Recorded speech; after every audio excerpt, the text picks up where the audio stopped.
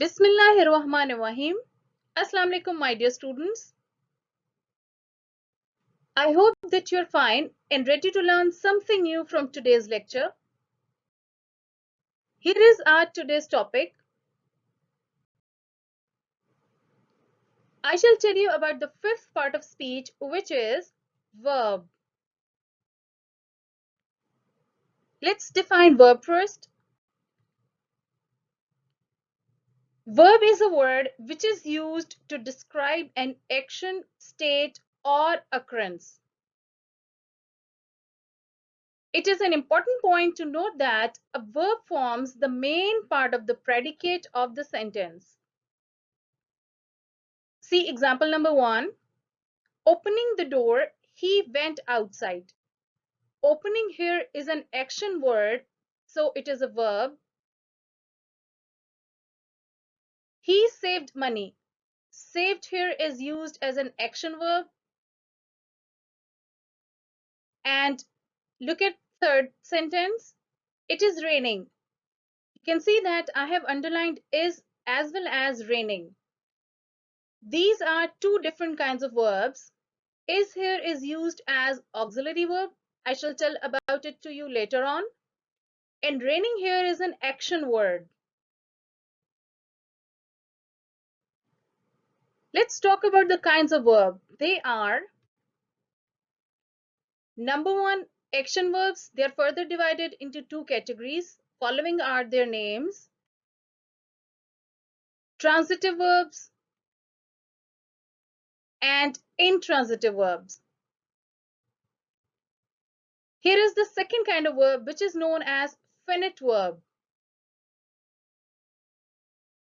And here is the third kind of verb, which is known as auxiliary verb, and it is further divided into two categories. Their names are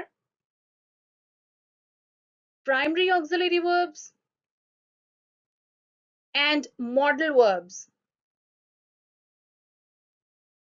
Here is the fourth kind of verb, which is known as non-finite verb, and it is further divided into the following categories: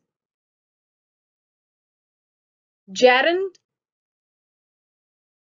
infinitive, and participle. In today's video lecture, we shall be talking about all these kinds of verbs and their further categories along with the help of the examples. So let's move on and talk about the first kind of verb, which is action verb. A verb that describes an action is the action verb. It is a very simple concept. For example, I play with my doll. Play is the action verb. He is listening to the news. Listening is the action verb. And we had arranged a surprise party for him. Arranged here is used as an action verb. Action verbs are of two kinds, I have already told you. They are transitive verbs and intransitive verbs. Let's talk about transitive verb first. A transitive verb is defined as a verb that is used with an object. And what is an object? An object is something that tells who or what received the action of the verb.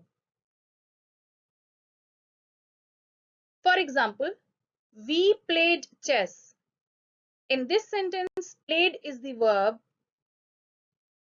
and chess is the object because it is something which is receiving the action. The subject is performing the action, which is we. Played is the action word, so it is a verb, and it is a transitive verb because it has an object, which is chess. See the second example. He had eaten a chocolate. In this sentence, eaten is the verb. Chocolate is the object which is receiving the action. So, eaten here becomes the transitive verb. You must keep this thing in your mind that the verb which which has the object is known as transitive verb. They were making a new plan.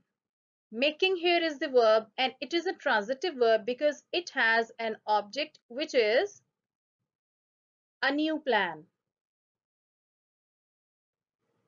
Let's talk about intransitive verb now. It is just opposite to the transitive verb.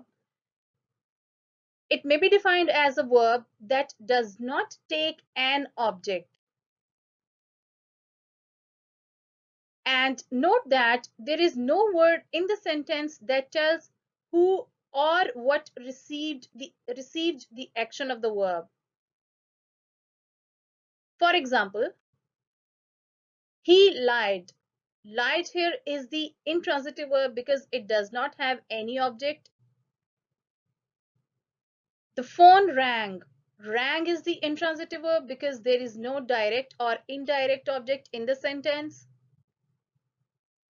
Similarly, the patient coughed. Coughed here is used as intransitive verb because there is no object in the sentence. Let's talk about the second kind of verbs which are known as finite verbs. Finite means bound.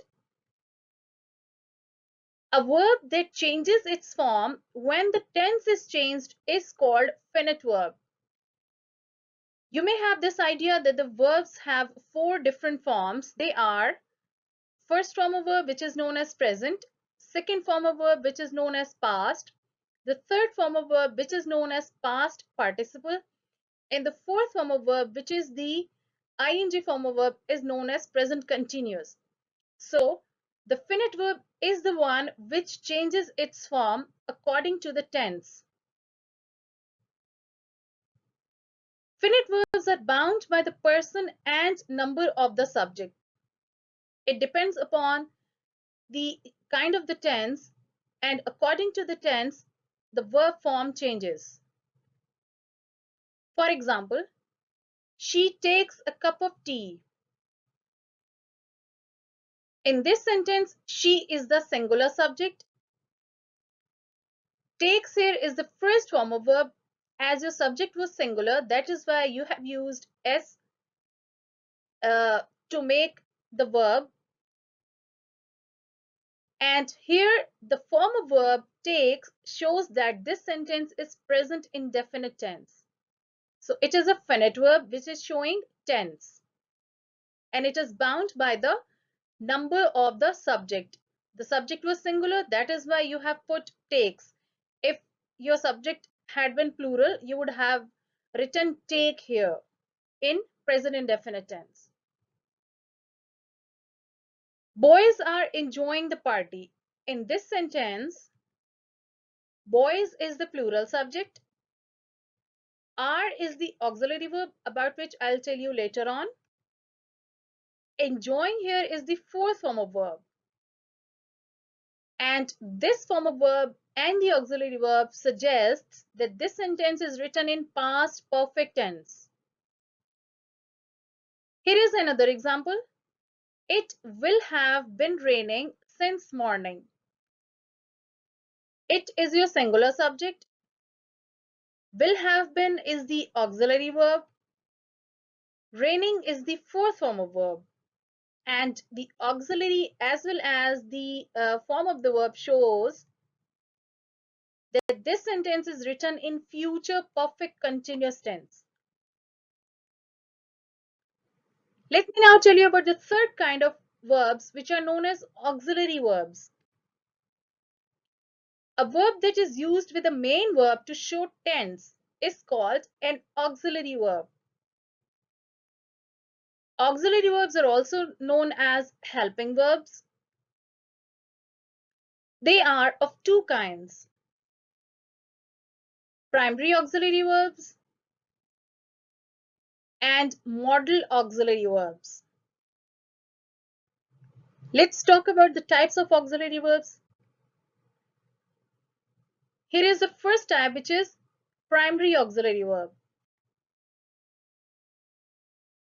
To do, to be, and to have are the primary auxiliary verbs. And modal auxiliary verbs are the verbs which express various functions. I shall tell you in detail about the primary auxiliary verbs now. As I have told you earlier that the primary auxiliary verbs have three different forms. Here is the first form, which is to do. And it is used for indefinite tenses, especially in negative and interrogative tenses, and indefinite tenses of present, past, and future indefinite tenses. And following are the to do forms of primary auxiliary verbs: do, does, did, and will do. They are especially used in negative and interrogative sentences.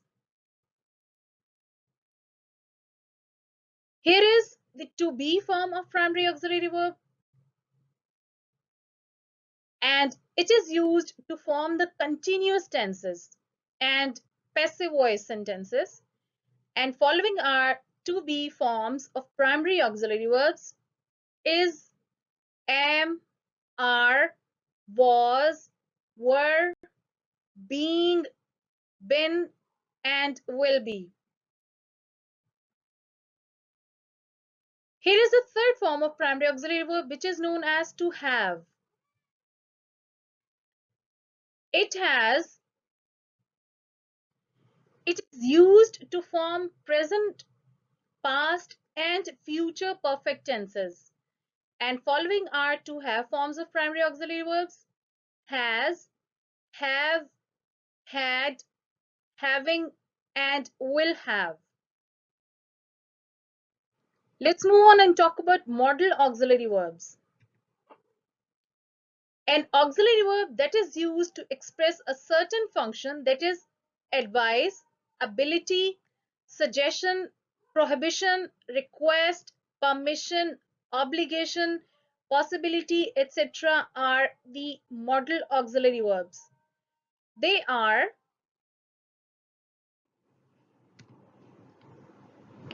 can, could, may, might, must, will, would, shall, should, ought, dare, need, needn't, shan't, won't, wouldn't, couldn't, can't, etc. See the use in the sentence. Can you drive a car? Can here is used as a modal auxiliary verb to ask about the ability. Shall we go out for a cup of coffee? Shall is the auxiliary verb because it is showing an offer or suggestion. It may hail tomorrow. May is the modal auxiliary verb and it is showing possibility. Let's talk about the fourth kind of verbs, which are known as non-finite verbs. Non-finite verbs are just opposite to finite verbs. They do not show tense because they are not bound verbs. And the non-finite verbs are not limited by number and person of the subject. And the form of the non-finite verbs does not change according to the subject. For example, I wanted to learn French. To learn here is non-finite verb because it is not showing any tense and it is not limited by number and person of the subject. The bound verb in this sentence is wanted. It is a finite verb. So we are talking about non-finite verbs. We will focus on them now. Swimming is my favorite sport. Swimming is the non-finite verb. He loves playing piano. Playing here is the non-finite verb because it is not showing any tense and its form does not change.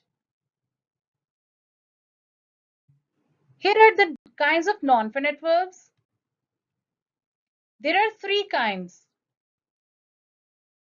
infinitives, gerunds, and participles. Let's first talk about infinitive. A non-finite verb that is generally preceded by to is known as infinitive, and it expresses an action. For example, we wanted to visit you last week. As I have told you earlier, the verb which has to before it is known as infinitive. So in this sentence, to visit is the infinitive.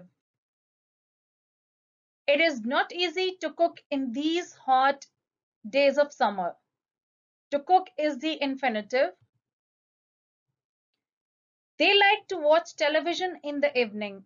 To watch here is the infinitive. Let's talk about gerunds now. A gerund is the ing form of a verb, and it is known as a verbal noun because it functions as a verb as well as a noun in the sentence.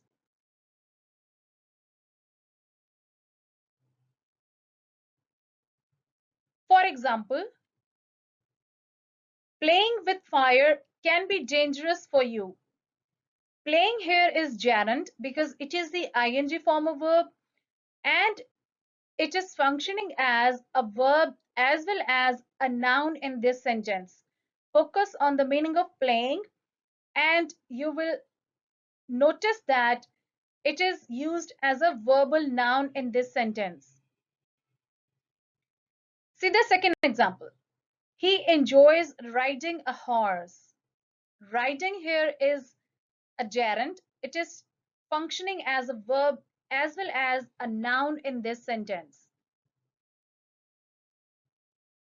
Finding faults in others is not a good habit. Finding is the gerund because it's the ing form of verb, and it is a verbal noun functioning as a verb as well as a noun in this sentence. Let's talk about participles now. A participle is a verbal adjective. It does the work of a verb and an adjective in a sentence. The participles are of three forms: present participle, which is the verb plus ing. You should not confuse present participle with gerund because the participle functions as verbal adjective while a gerund functions as verbal noun. See the example of present participle. Opening the door, he rushed out hastily. Opening here is used as a verbal adjective in this sentence. Notice its meaning. The second kind of participles are known as past participles. They are in the following form. There is a verb plus ed.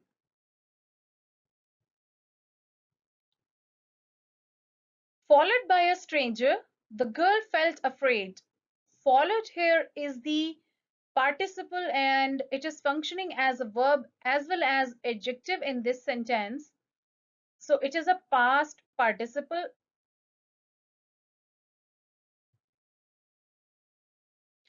Here is a third kind of participle which is known as perfect participle.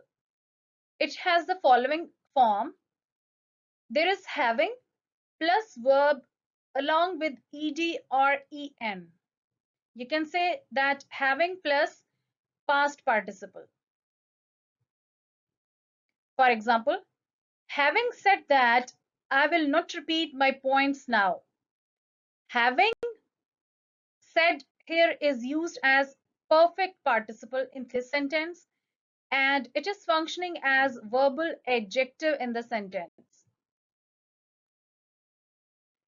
Thank you so much for watching. See you with another video. Take care. Allah Hafiz.